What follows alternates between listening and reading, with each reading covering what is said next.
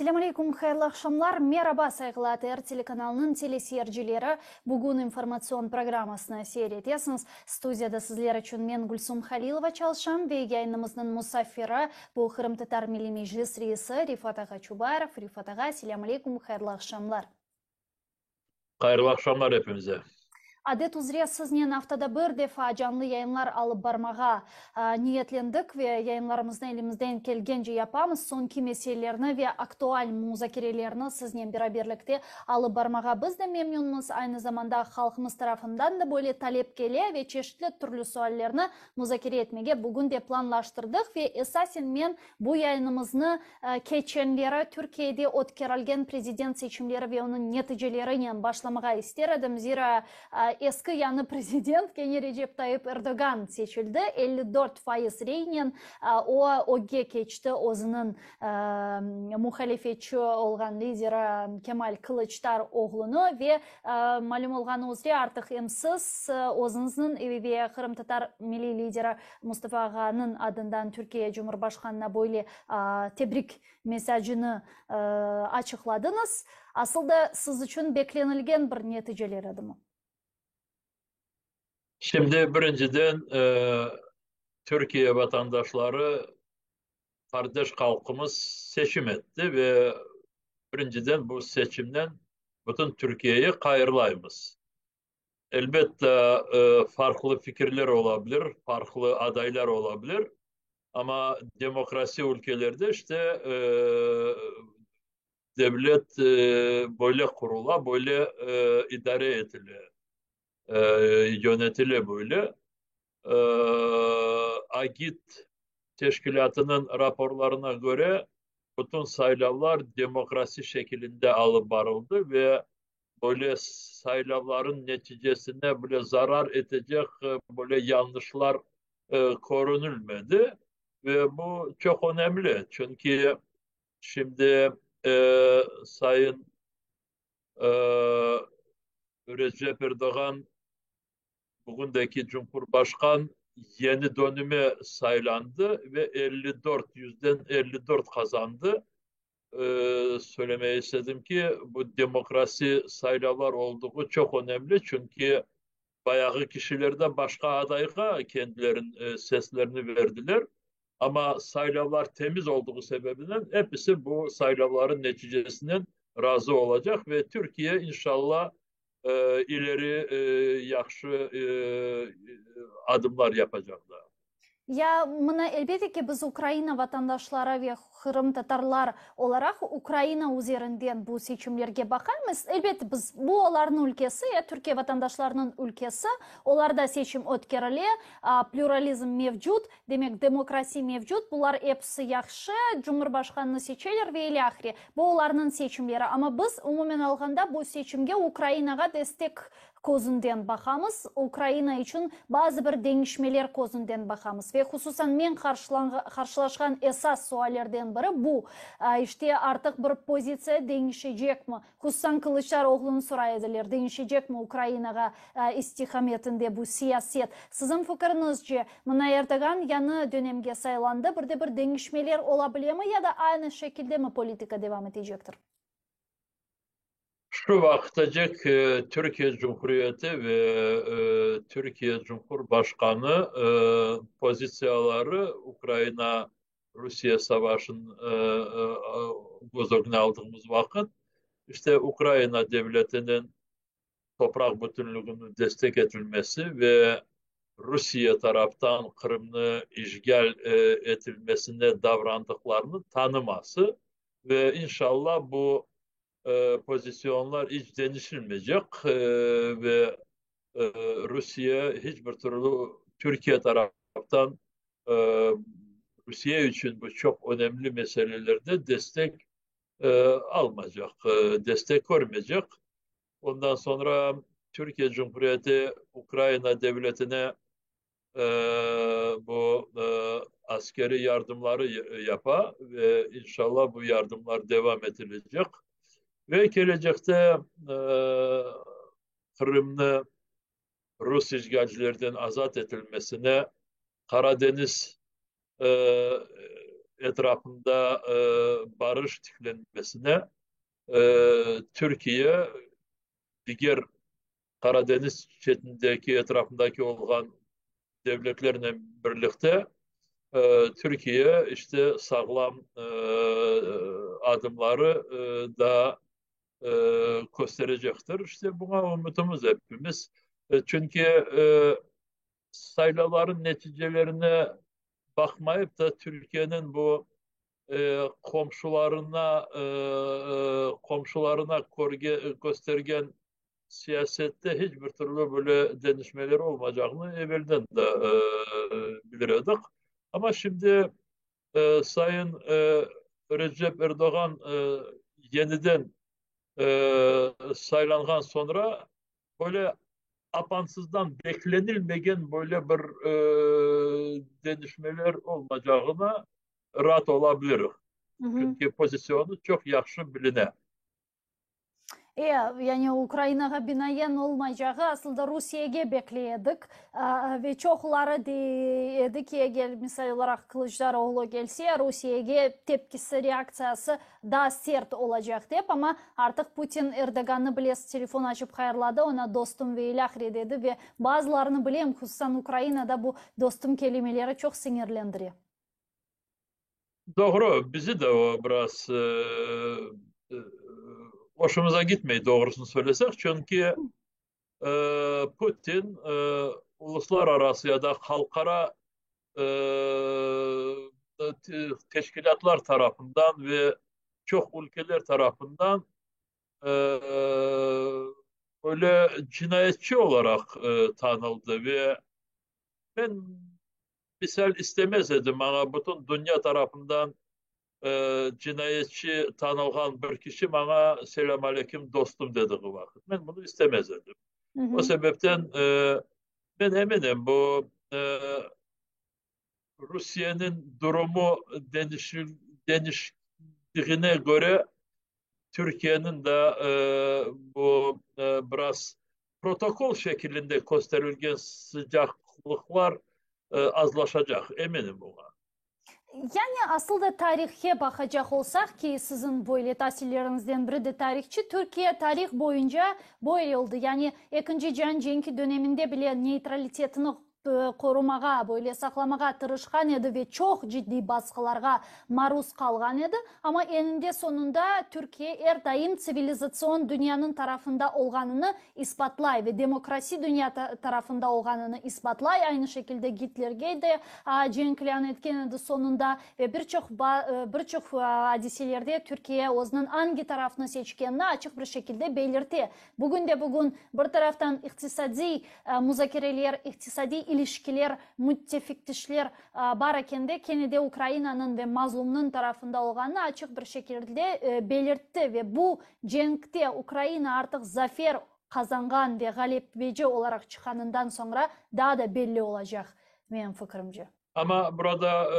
sizin de biraz tarihini de anlattınız da burada Rusya'ya geldiği vakit ya da Rusya'nın bir ülke kendi bağlantılarını böyle alıp barıp da böyle bir planlaştırdığı vakit onu her vakit unutmasın ki Rusya ille ona gerek olduğu vakit ve uygun olduğu vakit ana o kanlı bıçağını çıkarıp ille boğazına vuracak. Çünkü söylediniz ki İkinci Dünya Savaşı zamanında Türkiye devleti bu neutralitet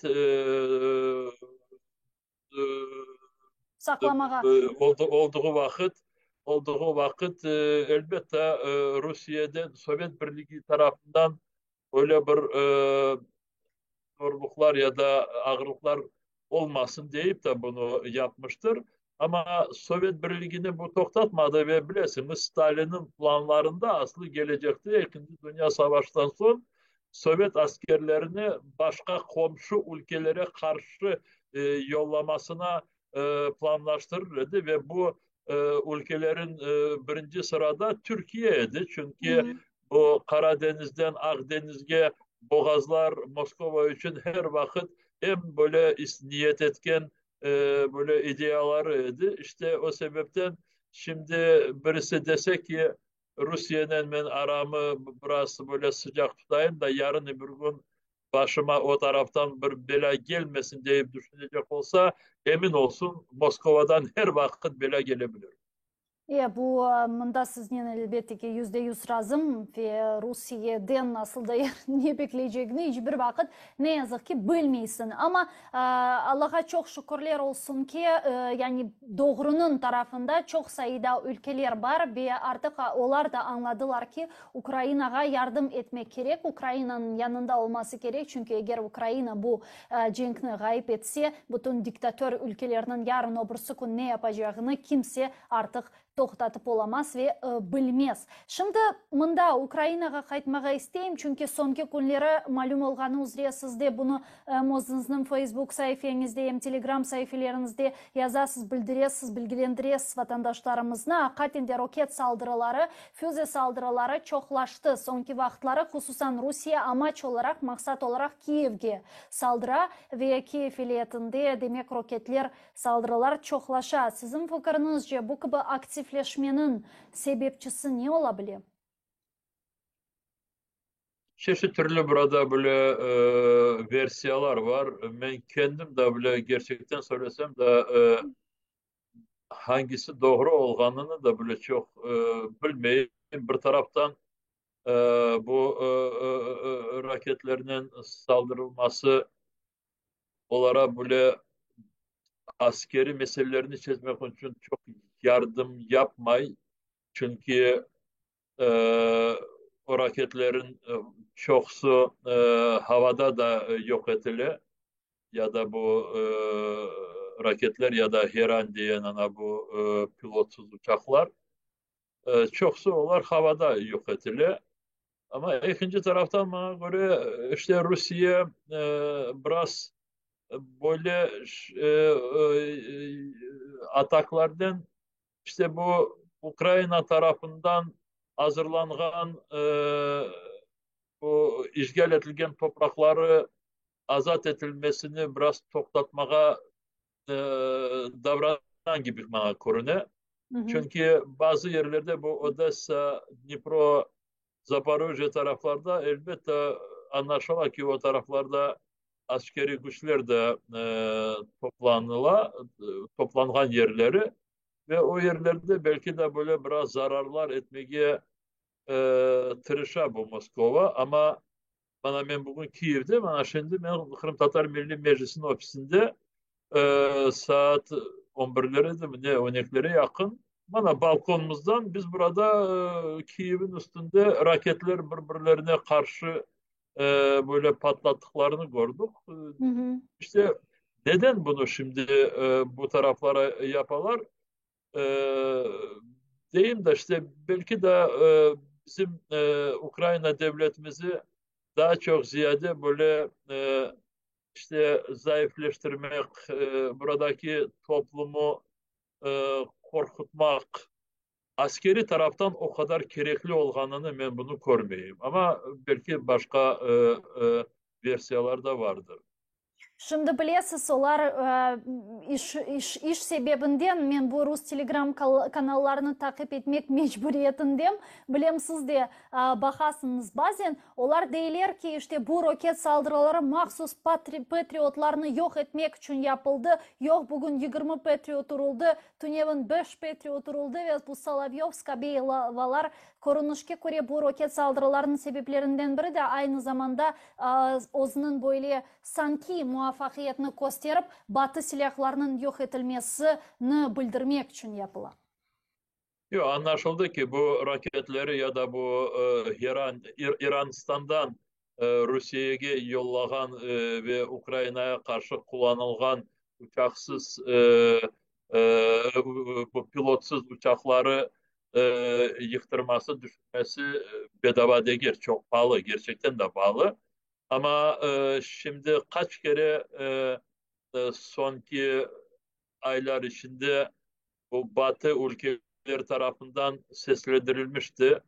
Batı ülkeleri birinciden NATO e, üyeleri ve bu NATO üyelerin birinci sırasında olan Amerika Koşma Ştatları onların pozisyonları Ukrayna'ya gereği kadar yardımlar yapılacak.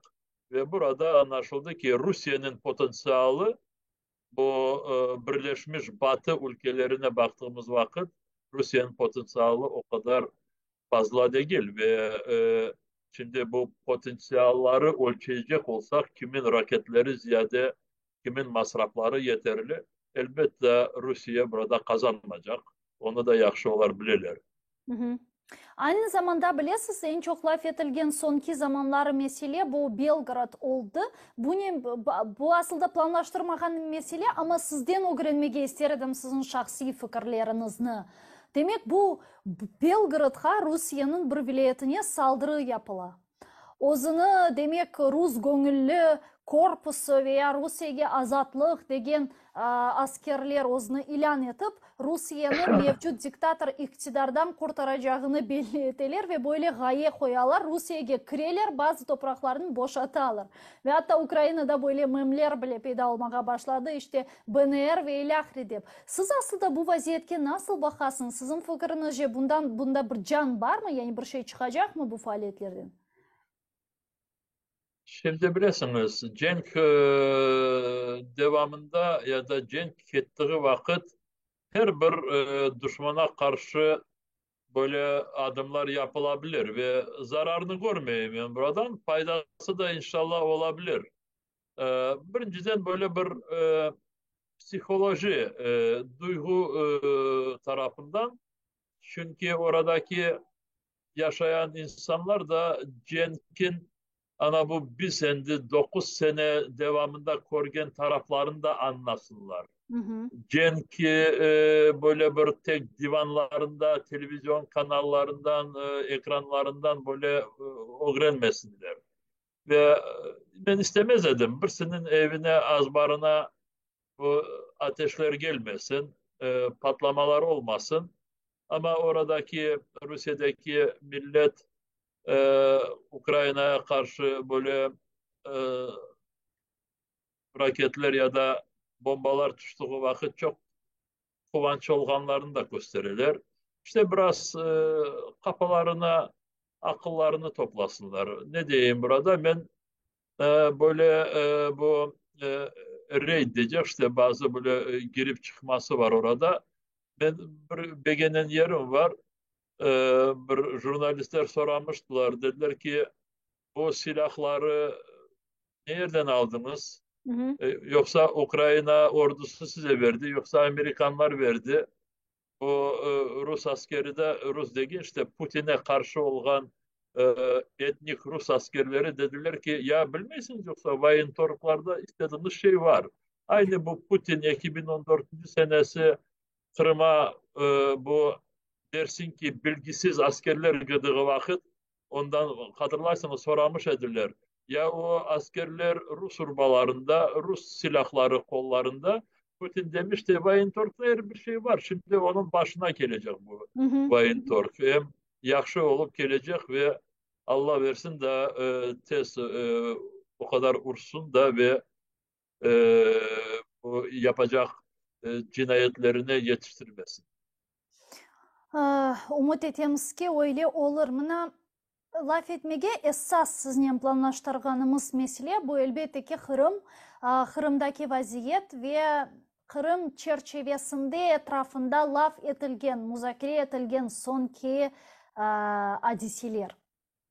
Bu mesele etrafında tafsiyatlıca laf etmege ve toxtamağa teklif etem. Çünkü hakikaten sonki vakitları, hususan Kırım'ın işgalden kurtarılığı yakınlaşkanca Kırım'ın geleceği hakkında çok sayıda çeşit türlü demek fikirler, gayeler medya alanında muzakere edilmege ve seslendirilmege başladı. Ve hususan bizlerini misal olarak sonki vaxtları açıklatkan ve hatta böyle sinirlendirgen bazı açıklamalar oldu. Yaxşı bu açıklamalar olası bir insanlardan olsa etsalar neyse ama Ukrayna Cumhurbaşkanlığı ofisinden seslendirilgeni vakit dikkatke layık ola. Hususan Mikhail Podolyak'nın geçenleri aytkanı bizlerini açıklattı. O Kırım'ın statusu hakkında müzakere etkeni vakit vatandaşlarımızga da dabra kere hatırlatmağa isteyim. Çünkü bu meseleni sizden laf etmeyin. etmeyen edik.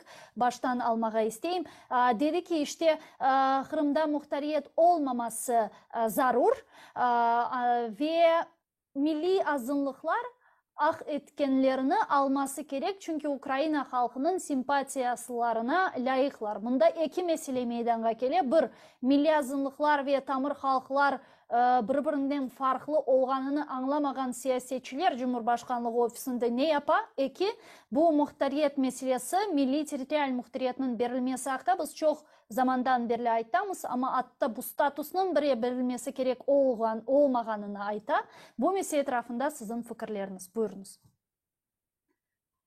Şimdi zaman da çok geçti de, çünkü siz söylediğiniz bu çıkışlar ya da açıklamalar şimdi bir ay oldu mu olmadı, o kadarlık var, şimdi bir 3-4 hafta oldu halim. Ve Kırım'daki de çok soydaşlarımız buna açılanmış ediler ve bazıları açılılarını tabi bizge bu tarafa bildirmiş ediler. Sağ olsunlar, orada insanlarımız böyle buradaki bütün olganına çok dikkat ederler. 18. Mayıs'ta Cumhurbaşkanı'yla görüşmüştük ve o vakit böyle çok derin olmasa da ama kendisinden de konuşmuştuk. Dedik ki Kırım'la bağlı her bir mesajları ya da böyle açıklamaları, bilgileri her bir isteyen kişi alıp varmasın. Çünkü bazı kişiler söyledikleri vakit o kadar şaşmalaylar da ve diğerlerini de şaşmalaştırmaya böyle hazırlar. Ve o sebepten dedik ki bu şimdi Ukrayna e, prezidenti yanında böyle bir konsultatif şura ilan edildi ve emirinden yüklendi ve o şuranın e, vazifesi işte çeşit türlü Kırım'ın geleceğinden bağlı teklifler ve teklifleri hazırlamak ve onları müzakere edip kanunlara çevirmeye yollarını göstermek. İşte o sebepten biz dedik ki yakşı olur idi yakın zamanda bu şuranın toplantısını ilan etseniz. Çünkü şimdi endimen bizim seyircilerimize anlatmaya isteyeyim. Hı hı. Bu şuranın içinde böyle korumlu Kırım Tatarlar da varlar. Birinciden liderimiz Mustafa Gacemilov. Hı hı. Ondan sonra Ukrayna Dışişleri Bakanı'nın birinci yardımcısı Emine Cepar.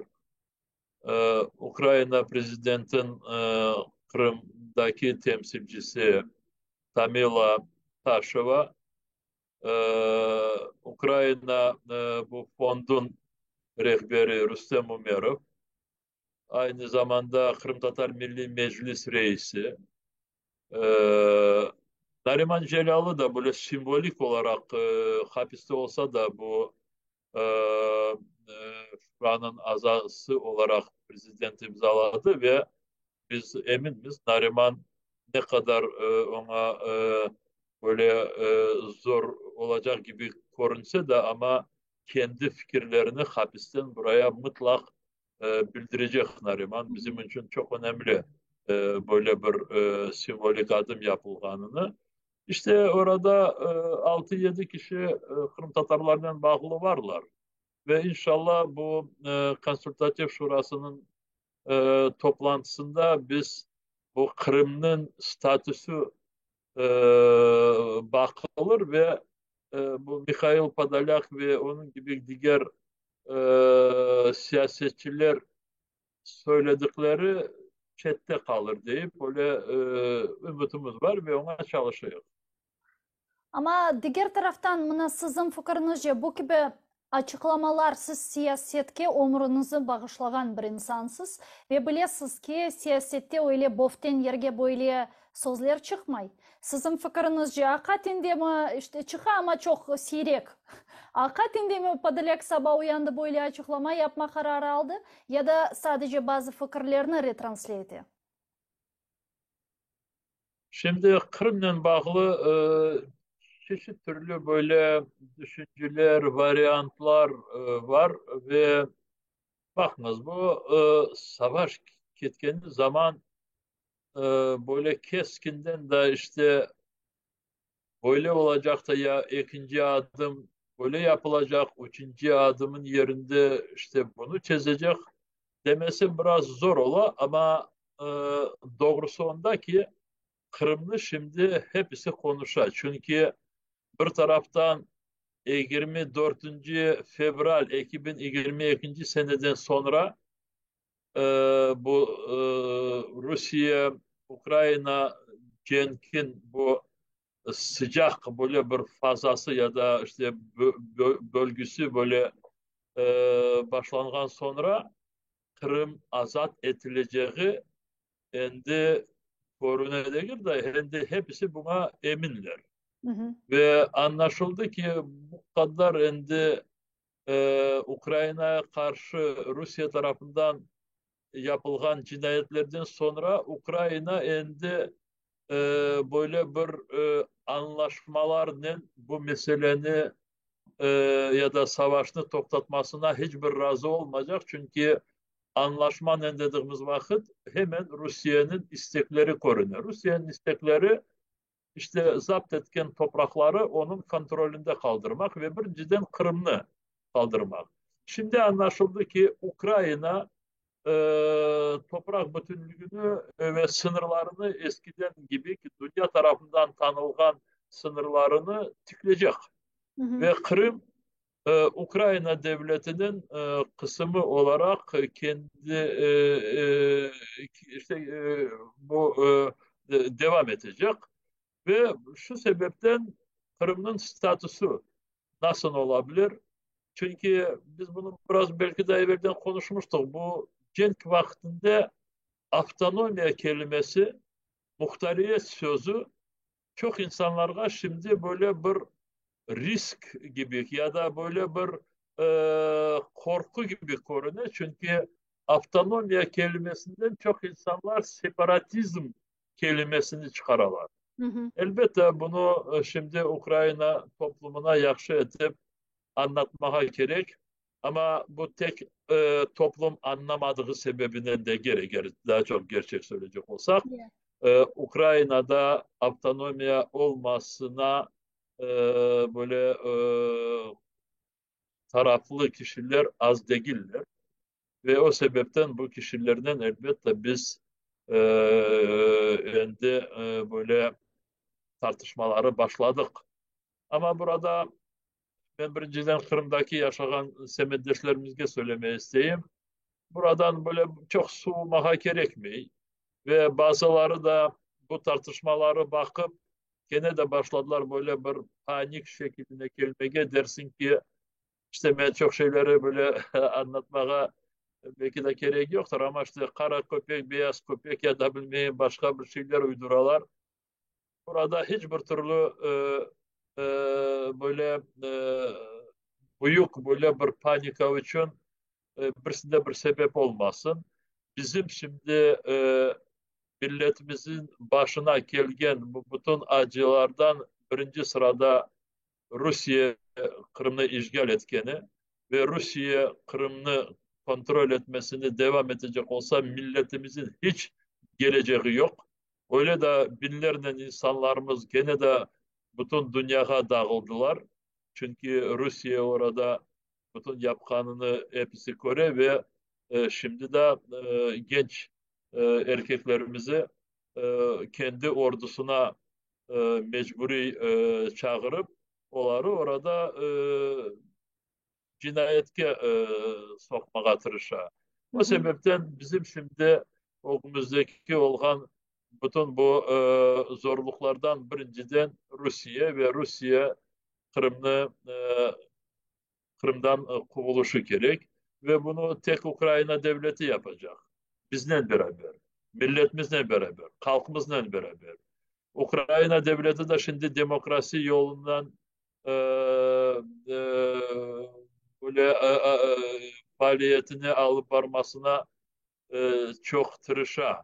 Hı hı. Ukrayna devleti yakın zamanda Avrupa Konseyi ya da Avrupa Birliği'nin azası olacak. İşte bunların etrafında bizge evveldeki gibi sabırla ama hiçbir çetkiye taymayıp e, hareketlerimizi alıp varmaya gerek. Ben eminim e, Kırım'ın statüsü muhtariyet olarak saklanacak ve bu Kırım'ın e, avtonomiya statüsü Kırım Tatar halkı halkının hakkına e, bağışlanan gibi ya da Kırım Tatar halkının haklarının e, bağlı böyle bir Ukrayna'nın içinde muhtariyet olarak tiklenecek. Ama buna biraz vakit gerek olacak. Buna bazı belki de e, biraz tartışmalar da olabilir. Söz tartışmaları, diskusyalar işte biz kendi yolumuzdan devam edeceğiz gitmesin. Мына сіздің пікіріңізше Украинаның Авропа Бірлігіне кірмесі Қырым татарларының бұл кібі ақына сайып olması müddetini tezleştire bile mi? Çünkü Avrupa Birliği'ne kirmeye ve anda bulunma şartlarından biri de tamır halklarının haklarını yerine getirilmesi gerek olğanı hakkında. Hatta bu assotsiasiya, соглашение об ассоциации Украины ЕС деген весиқада bildirilgen. Yani men ne aytam? Misal olarak Ukrayna bugün devlet olarak Rusya onu cenk ilan etkende başlagandan sonra özüne ittifakdaşlar taptı ve bu ittifakdaşlar Batı ülkeleri, Garbi ülkeler Ukrayna'ya çeşit türlü iktisadi, siyasi, finansal, askeri tecizat yardımını beri. Misal olarak bizim de arkamızda durabilecek ve bu halkın haklarına yerine getirilmeniz zarur diyecek ittifakdaşlarımız, müttefiklerimiz, dostlarımız var mı? Kimler olar? Şimdi elbette bu dünyada şimdi Kırım'ı e, hem bu 2014. seneden sonra çok Ogrengen ya da Kırım Tatarlarından tanış olan taraflar şimdi az değiller. Hı hı.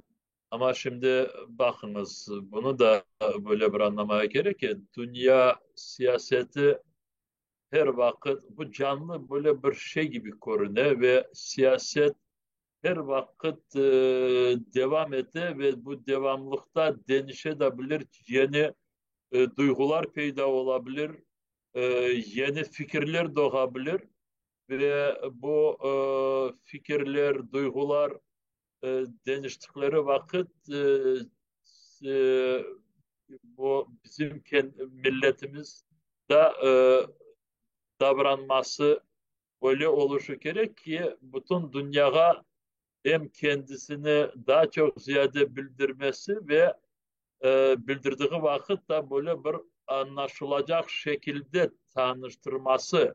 Bu çok önemli. Şimdi Ruslar bilirsiniz ne yaparlar?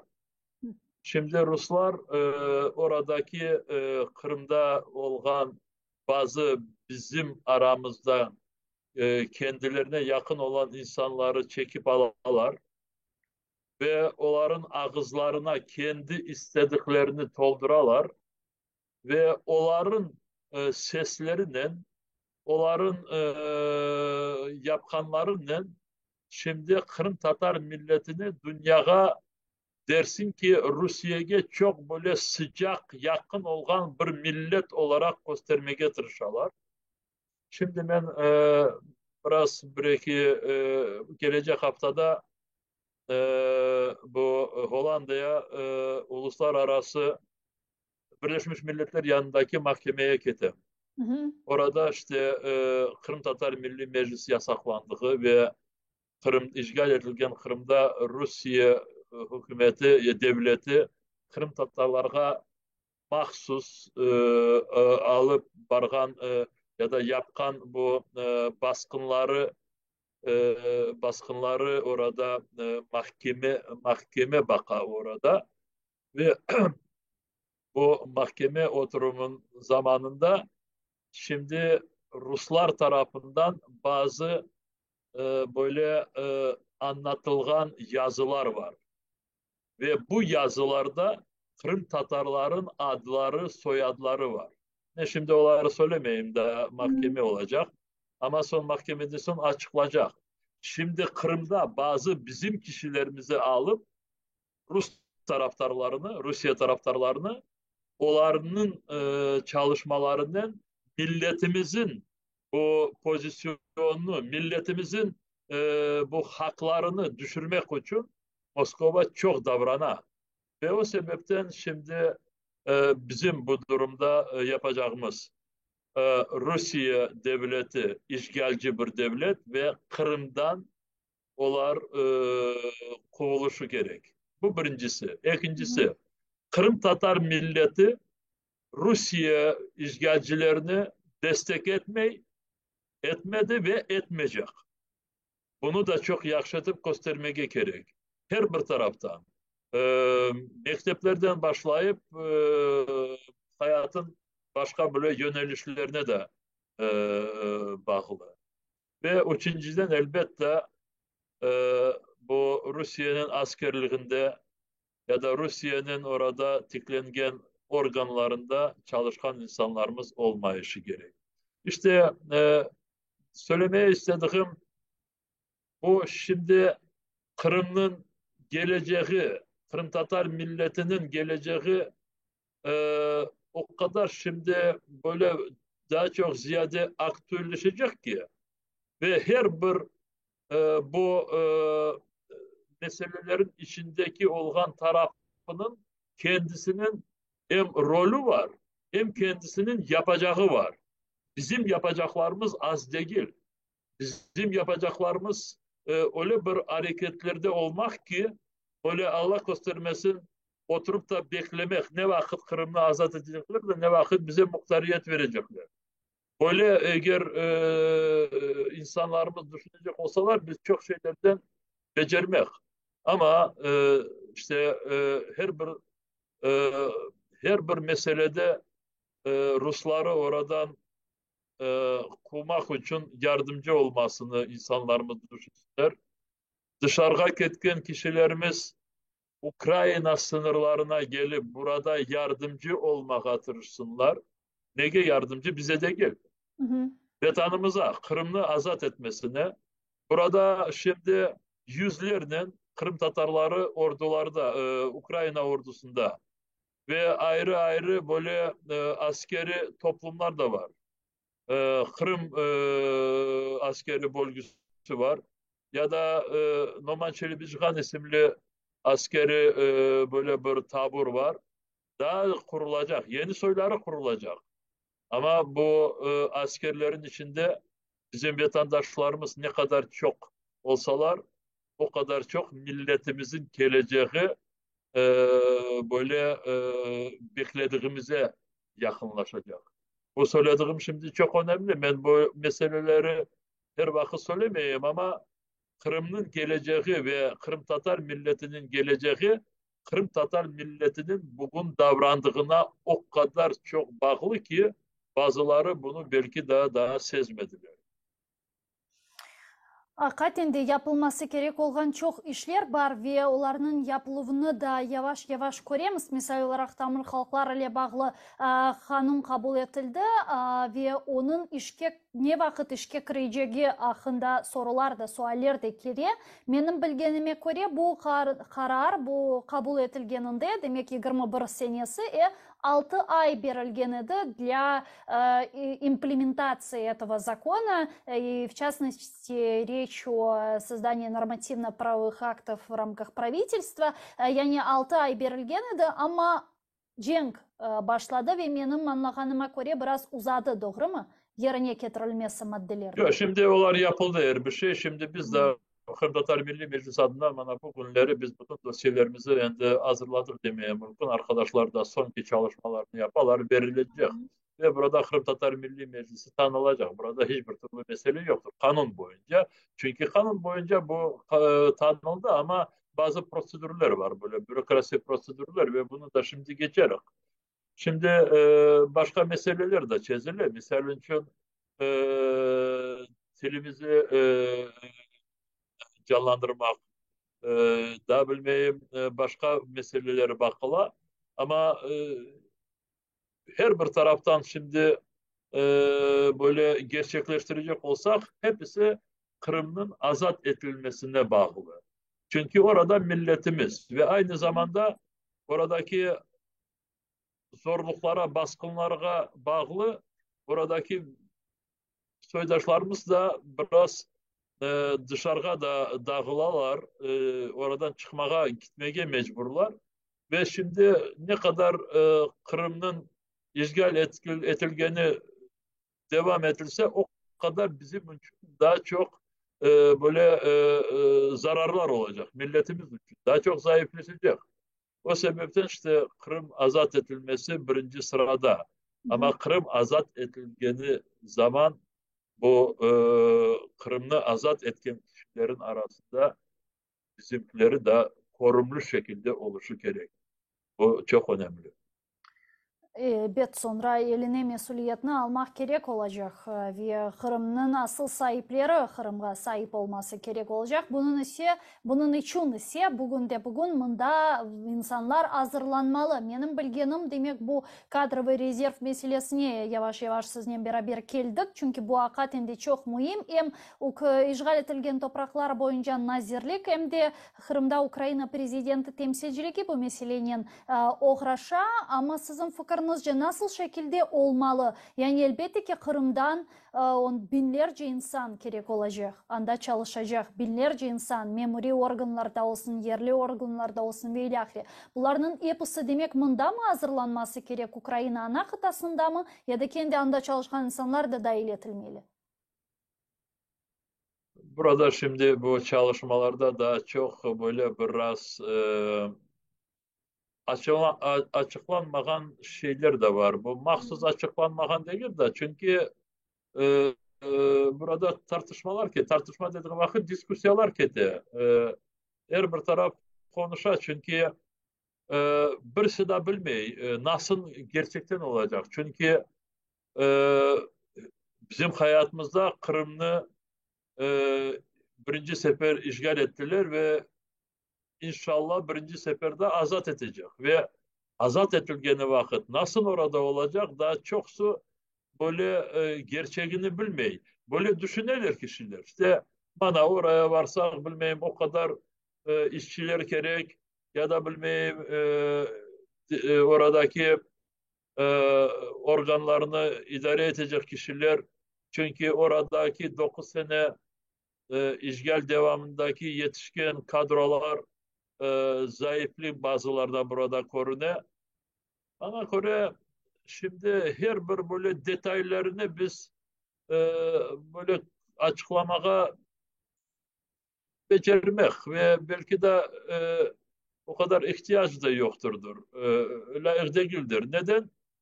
Çünkü Kırım'ı Kırım azat edilgeninde ve orada kendi Ukrayna kanunlarına hayat yeniden tıklandığı vakit e, o vakit daha çok şimdi korunmayan, beklenilmeyen meseleler de peyda olur. Ama birinciden hepsi neye bağlı olacak?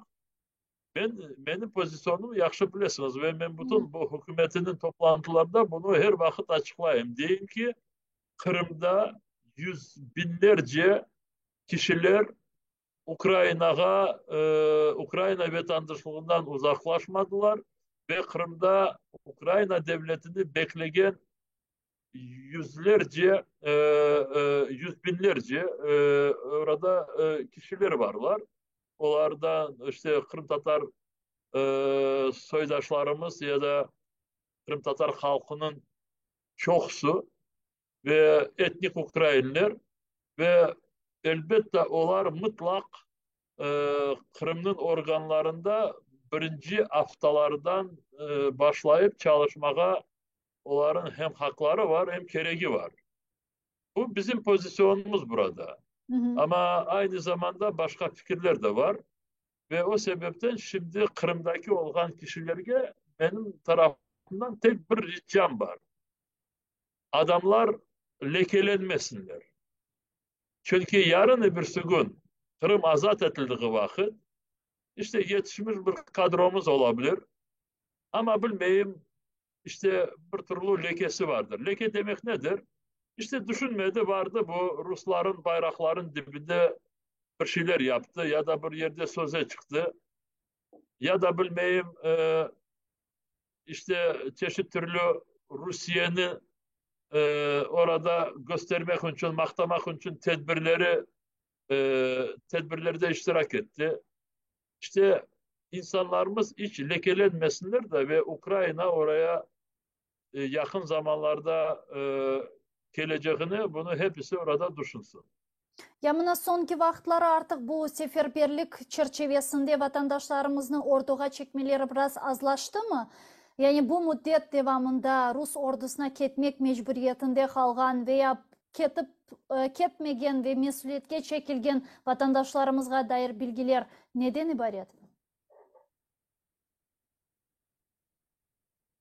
Şimdi biz oradaki rakamları bilmiyoruz. Çünkü Ruslar bunu çok saklaylar. Hı hı. Ama bazı bu televizyonlara baktığımız vakit öyle görünüyor ki şimdi orada seferberlik ya mobilizasyonun insanları alması pek çok zor olar Ruslara da ve onlar çok büyük propaganda yaparlar. Kimleri propagandaya, neleri propaganda yaparlar? O orduya varıp da orduda öldürülgen Kırım Tatarlarını propaganda yaparlar. Ben Evet, şimdi gördüm. bakan da oradaki televizyonları ana işte dersin ki bana o kadar bu terbiyeli bir balamızıydı da elbette ana babası çok terbiyelediler o balayı. Gerçekten de 20 yaşında 21 yaşında ama ne ana babası ne bu bala yollarını bulunmadı ve Rusların ordusuna gitti. Oradan sonra onu öldürdüler Cenk'te. Şimdi getirdiler oradan gömdüler okuyan bu teknikumun duvarlarında bilmeyen böyle bir işte hatıra tahtası eklemişler. Orada ana babası ağlayıp durar. İşte bana o kadar balamız vardı. İşte bana Rusya'ya hizmet etti. Öyle yaptı, böyle yaptı. Bir taraftan ballarımızı onlar mecburen, yalanla öldüreler. İkinci taraftan da bunu kendilerine kullanırlar. Ve birinciden ben şimdi böyle süjetlere baktığım vakit oradaki bu propagandistler, propaganda yapan kişilerin ne kadar terin kabahatları olganını düşünüyorum. Bana bu kendilerine millet diyen ama halkın içinde Kod TV diyen televizyon kanalında onlar o kadar bu Rusların istediklerini hizmet etmeye tırışalar ki işte gece gündüz sana bu bir iki tane mecburi Rusya ordusuna alıngan ve cenkte öldürülgen Kırım Tatarlarını aylandırıp gösterirler. Bana işte Rusya'ya hizmet ederlerken bu propagandistler birinci sırada sorulu olacaklar ve birinci cezanı verecekleri bu Kırım'daki televizyon kanallarda propaganda, Rusya'nı kuvvetleştirmek için propaganda yapanları ve onların yayınlarına gelip kendilerini kullanmaya böyle izin vergenleri bunlar hepsi cevaplarını verecekler.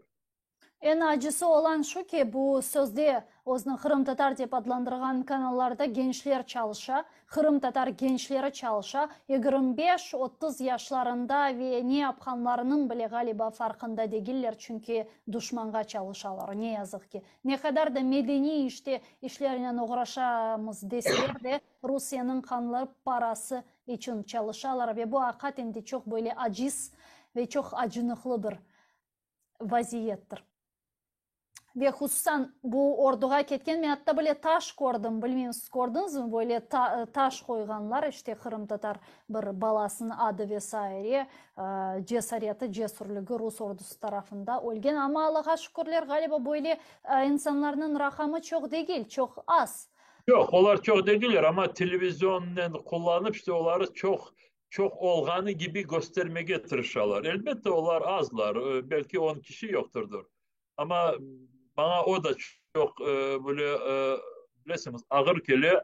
Çünkü şimdi bu yaşlara gelen son da ana babası oturalar ve ne söylemeye de bilmirler. Ya yanında bir dayısı mı birisi çıka Deyik işte balamız o kadar karamanlık gösterdi Rusya için, bir şeyler için. Vay Allah, o kadar bilesiniz. Ben işte bu acıdığım onda ki e, ölümlerimizi böyle kendilerine kullanmaya tırışalar da ve bazıları buna hem izin verirler hem kendileri de yardımcı olurlar.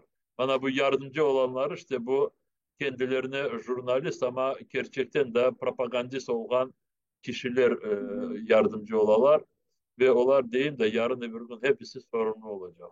Aynı zamanda böyle bir praktikada var şimdi işgal etilgen Kırım'da geçenleri Akhyar'ın işgalci memuriyet yolbaşçısı Razvajayev ondan sonra Aksyonov demek böyle bir açıklama yaptılar ki dediler ki bu Rusya tarafında cenkleşken Rus ordusu askerlerine Kırım'da toprak darkatılacak iken Aksyonov idaresi daha ileri gitti. Olar ÇVK Wagner askerlerine de toprak vereceklerini ayttılar. Yani bizim alın terimizle kanımızla kelip sokup algan, bu toprak için savaşkan, bu toprak için o'zining alnının terini tökken Kırım Tatarlar barken, yani bu Kırım Tatarlarını öldürgenlerge toprak vermeleri de çok acılı gibi geliyor. İşte elbette bu çok acınıklı ama inşallah Kırım Azat edildikten sonra hepsini oradan temizleyecek ve hepsi yerine gelecek ve söylediğim gibi bu toprak alganları cinayetçilerin cetvellerine birinci girecekler. E, Bu Rusya ordusunu e, her köşede maktaganları onlar da cezasını verecekler. E, Kendilerin böyle ağızlarını kapatıp oturganları böyle milletimizge cinayetlik yapılganında onlar da böyle bir zorlukta olacaklar moral şeklinde. Çünkü şimdi bakınız siz dediniz ki e, bizi orada yok etmeye çalışkan işgalciler aynı zamanda bizim topraklarımızı kendi askerlerine dağıtmaya tırışıyorlar da ve bir denese ana bu propagandistlerden birisi siz ne yapaysınız deyip aslı ağzını açmadı. Açmaz. Elbette em açmaz çünkü yok olarak tek işte Kırım Tatar Milli e, Meclisine iftira atmak, buradaki kişileri konuşmak, Ukrayna'ya karşılık göstermek. Yazıklar olsun, yazıklar olsun. Ben bazı yerlerde onların isimlerini de söylemek isteyeyim ama bazı yerlerde mesele isimlerde de gir. Mesele işte oradaki bu kendilerini öyle alıp vargan kişilerge böyle bir hukukluk gerekli kadar böyle bir ayrılması olmadığı insanlar biraz düşünsünler buna da. Çünkü misalen için bu Elvina Seyitova ya da onun gibi soyları ya da Ayşe Şolakova ya da bilmeyeyim daha diğerleri öyle propagandistler böyle bir Kırım Tatar mahallesine geldiği vakit hepsi kapılarını pencerelerini bile kapatsınlar. Çünkü o kadar pis kişiler oldular ki onların yanında olması kendini lekelendirmesi. İşte insanlar bunu düşünüşleri gerek. Ve ondan sonra yarın öbür gün Kırım'ın geleceği ve Kırım'ın muhtariyetini rahat rahat tek konuşmak da ve onları tiklerik, mutlak tiklerik. Hem tikleyecek. Ama yanımızda binlerle namuslu insanlar olsunlar ve böyle namussuzlar aramızda bir parmağımızın bir kolumuzun parmaklarından ziyade olmasınlar. Men misal olarak Kırım Tatar jurnalistikasının bir timsalcısı olarak böyle şeylerini көргенім vakit benim mesleğime bir akaret gibi görem bu yapkanlarını ve hakikaten de bu bizim mesleğimizge, akı mesleğimizge ve zenatımızga karşı olan şeylerdir ve biz onların zenatdaşlarımız olarak bile elbette ki görmeyimiz. Ama soramak istegenim daha bir mesele var. Bundan gayrı Kırım'da partizan faaliyetleri var. Sonki vaxtlara koryasız ve işgalciler Kırım'da diversantlarını aramağa devam ettiler. Geçenleri Ruslan Lyomanov degen vatandaşımızın evine geldiler Stroganovka'da. Bundan evvel Rolan Osmanov'a kelgen ediler. Elvira Ahmetov'a baskılar zaten 9 yıldır devam etti. Ve birçok da bizim semiydeşlerimizge kelip Edemağa İsmailov Sudak'tan келмеге devam eteler. Bu diversantlarını kıdıralar, sanki dersin demir yollarını patlatkan kişilerini. Akatinde böyle patlamalar ola, sonki vakitları ve hususan Rusya'nın Karadeniz filosuna ketken yollar esasen zarar. Kore ve partizan faaliyetleri bunu yapkanı hakkında böyle hatta videolar bile çekeler. Siz aslında bu partizan faaliyetlerine nasıl bakasınız? Sizin fikrinizce hakikaten de mi Ukrayna ordusuna destek verecek güçler şimdi toplanan Kırım'da ya da bu aksine Rusya'nın bir spetsoperasyası mı olabilir mahsus manaçık tapıp Kırım Tatarlarını celp etmek için nasıl aslında kıymetkisiz? Şimdi bu meselelerin buradan konuşması biraz zor değil de biraz şansımız da gelir de farklı orada insanlar varlar Hı hı. Kırım'da ve bazı insanlar gerçekten de kendilerinin bu Ruslara karşı olanlarını ya da Ruslara kabul etmediklerini böyle biraz e, korumlu böyle bir şekilde e, davranmaya düşünürler. Ve Kore'siniz bazı yerlerde işte Ukrayna devlet bayrağının renkleri peyda ola. Bazı yerlerde sloganlar peyda ola. Bana göre böyle insanlar yapkanları çok faydalı. Çünkü oradaki yaşayan kişiler e, aynı şu fikirde olan kişiler kendileri tek kalganları değil de başkaları da olanlarını görürler. Sonra bu patlamalar ya da bu demiryolu şimdi patlatması ve vagonlar biraz yerden düşmüş edilir. Burada çeşit türlü varyantlar var. Ama bu mahsus yapılgan diyeyim Ruslara zarar etmek için yapılgan ve bunu yapanları da çok sağ olsunlar. E, Ama bizim insanlarımız şimdi ben buradan öyle yapınız, böyle yapınız demeye olmam. Çünkü yapacak insan orada kendisi de bile neler yapabilir, oradaki durumunu yakşı bile. Benim şimdi burada birinciden kaçırdığım lekelenmeyiniz. Rus işgalcilerden becerdiğimiz kadar uzaklaşınız. Rus işgalcilerinden orospuluk yapan soydaşlarımızı sıradan çıkarınız. Bana bulardan başlasınlar insanlarımız da Hı hı. diğerleri son onların planlarına ya da onların düşüncelerine gelebilir. Bana göre Ukrayna askerleri Kırım Yarımadası'na ne kadar çok yakınlaşsalar oradaki yaşayan kişiler çeşit türlü başka hareketlerge hazır olabilirler ve bunu da şimdi düşünsünler. Yarın öbür gün orada köprüler patlanabilir. Orada bilmeyeyim daha başka bir şeyler yapılabilir. Ve oradaki Kırım'dan tez kaçacak kişileri biraz belki de onlara biraz kıyımlıklar çıkarmaya gerek olabilir. Hı Ama hı. bunları şimdi böyle ekrandan konuşmak, kişiler orada kendileri de düşünsünler. Ama davranmak gerek olacak. Gerek olacak çünkü Kırım azat edildiği vakit şimdi nasıl formada azat edilecek biz de bilmiyoruz. Ruslar onu belki de bırakıp da çıkarlar çünkü her bir taraftan şimdi zorluklar görseler. Belki de orada çok böyle keskin ateşlere hazırlanabilirler. Bilmiyoruz şimdi. Ama insanlar her bir türlü varyanta hazır olsunlar. Eğer Allah göstermesin orada ateşlenecek olsa etrafı şimdiden ne yerde kendilerini saklayacaklar ve kendi balalarını saklayacaklar onu düşünsünler. Hı hı. Yarın öbür gün Ruslar orada dersin ki böyle yollardan kaçıp gidecek olsalar nasıl yollar ne yerde kapatılabilir? Ne yerde nasıl türlü barikatlar yapılabilir? Onu da düşünsünler. Olacak o bir şey. Son düşünmedik, hazır olmadık demesinler. Artık bugün hazırlık görmege gerek, çünkü hakikaten de yarın öbürsü gün ne olacağı belli değil. Ukrayna ordusu taarruz operasyasına hazırlanmağa devam ete saygılı arkadaşlar ve hazırlık devam ederken de çok böyle şiddetli bir darbe olacağı bekleniliyor ve bu darbe neticesinde Ukrayna kendi işgal edilgen topraklarının bazı bir kısmını muvaffakiyetli bir şekilde geri kaytarmağa planlaştıra. Elbette ki buna tamamen bu darbe neticesinde 91 sınırlarına çıkacağımız beklenilmiyor. Bu dalga olacak gibi görünüyor ama alda şeye hazır olmak zarur. Büyük teşekkürler. Çok sağ olunuz Rifat ağa. Yayınımızga koşulganınız, suallarımızga cevap bergeniniz için imkanımız olganca adet üzere her hafta sizinle görüşmege ve her hafta aktual meselelerini laf etmege planlaştırayık. Ve nevbeteki sefer Ukrayn tilinde teklif etem laf etmege, başkaları da bizlerini dinlesin, öğrensin deyip çok sağ olunuz. Milli Meclis Reisi Rifat ağa. Siz de çok sağ olunuz.